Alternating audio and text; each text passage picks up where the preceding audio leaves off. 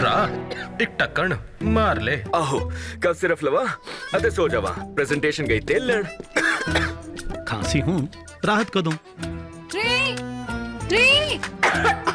Cough syrup मैं सोना नहीं आ। ਜ਼ਿਆਦਾਤਰ ਕਫ ਸਿਰਪ ਤੁਹਾਨੂੰ ਸਵਾ ਸਕਦੇ ਹਨ, ਇਸ ਲਈ ਲਓ ਕਲੀਨਿਕਲੀ ਟੈਸਟਡ ਡਾਬਰ ਹਨੀ ਟਸ, ਜਿਸ ਵਿੱਚ ਵੋਲਾਟਿਨ, ਬਨਫਸ਼ਾ, ਹਨੀ ਅਤੇ ਤੁਲਸੀ ਦੀ ਆਯੁਰਵੈਦਿਕ ਸ਼ਕਤੀ ਜੋ ਮਿੰਟਾਂ ਵਿੱਚ ਖਾਂਸੀ ਤੋਂ ਦੇਵੇ ਰਾਹਤ ਬਿਨਾਂ ਸਵਾਏ। ਤਾਂ ਖਾਂਸੀ ਜਦੋਂ ਹਨੀ ਟਸ ਉਦੋਂ।